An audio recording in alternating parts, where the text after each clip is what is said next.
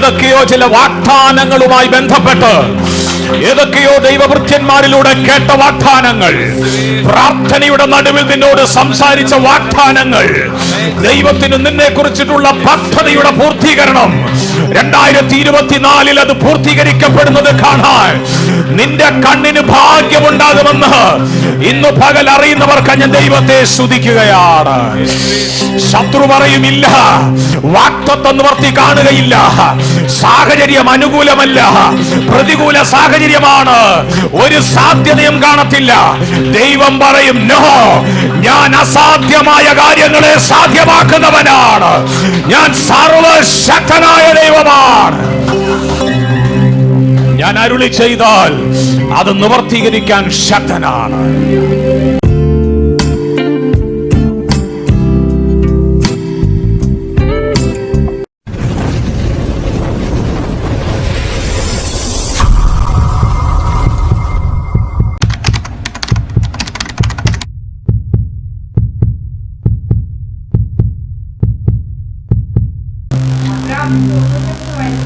അബ്രഹാമിന് 99 വയസ്സായപ്പോൾ യഹോവ അബ്രഹാമിന് പ്രത്യക്ഷനായി അവനോട്, ഞാൻ സർവശക്തിയുള്ള ദൈവമാകുന്നു, നീ എന്റെ മുൻപാകെ നടന്ന് നിഷ്കളങ്കനായിരിക്കാൻ. നമ്മൾ വിശ്വസിക്കുന്ന ദൈവം സർവശക്തനായ ദൈവമാണ്. സർവശക്തൻ, എല്ലാരും പറഞ്ഞ സർവശക്തനായ ദൈവം. നാം ആരാധിക്കുന്ന ദൈവം സർവശക്തനായ ദൈവമാണ്. അബ്രഹാമിന് 99 വയസ്സായപ്പോ അബ്രഹാമിന്റെ മുൻപിൽ ഈ ദൈവം പ്രത്യക്ഷനായി. ദൈവം പറയാണ്, എടാ, ഞാൻ സർവശക്തനായ ദൈവമാണ്. അബ്രഹാമിന്റെ അപ്പനായിരിക്കുന്ന തേരഹിന്റെ ദേശത്തുണ്ടായിരുന്ന ദൈവമല്ലത്, അവരാരാധിച്ചു വന്ന ദൈവമല്ലത്. ഈ ദൈവത്തിനൊരു പ്രത്യേകതയുണ്ട്, ഇത് സർവശക്തനാണ്. ഹല്ലേലൂയ.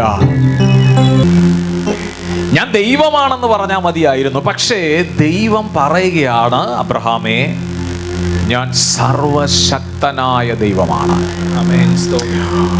ഒന്നുകൂടെ പറഞ്ഞാൽ, എന്താണ് ഈ സർവശക്തനായ ദൈവം എന്ന് അബ്രഹാമിനോട് ദൈവം പറയാനുള്ള കാരണം?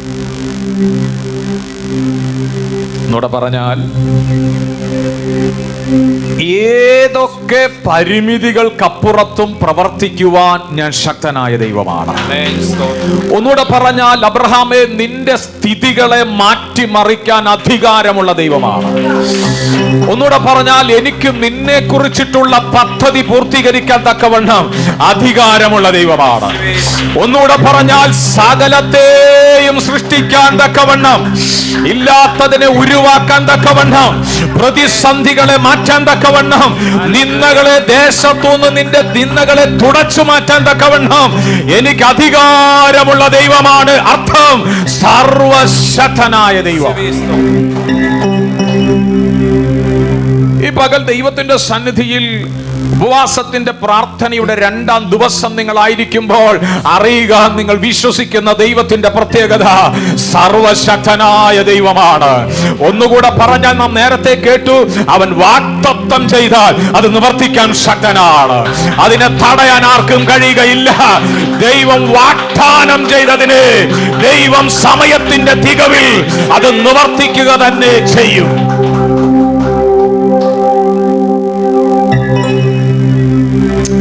എല്ലാരും ഇന്ന് പകൽ പറഞ്ഞോ, എന്നോടുള്ള ദൈവത്തിന്റെ വാഗ്ദാനം നിവർത്തിക്കും. അത് തിന്മയ്ക്കല്ല, അത് നന്മയ്ക്കായി നിവർത്തിക്കും. എന്താണ് അടുത്ത വർഷം ദൈവത്തിന് നമ്മെ കുറിച്ചിട്ടുള്ള പദ്ധതി? എന്താണ് ദൈവത്തിന് നമ്മളോട് അറിയിക്കാനുള്ളത്? കർത്താവ് എന്നോട് പറഞ്ഞു, വിടാ, വാഗ്ദാനം ചെയ്താൽ ഞാൻ നിവർത്തിക്കുന്നവനാണ്. ഈ 2024 വാഗ്ദാന നിവർത്തികളുടെ പൂർത്തീകരണം കാണുന്ന വർഷമായിരിക്കുമെന്ന് ഈ പകൽ ഞാൻ ആത്മാവിൽ പ്രവചിക്കുകയാണ്.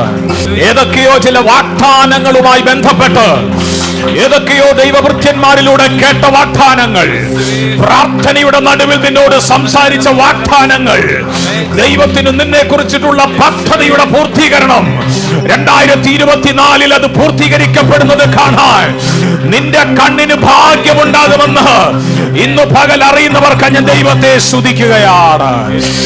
ശത്രു പറയുമില്ല, വാഗ്ദത്തം നിവർത്തി കാണുകയില്ല, സാഹചര്യം അനുകൂലമല്ല, പ്രതികൂല സാഹചര്യമാണ്, ഒരു സാധ്യതയും കാണത്തില്ല.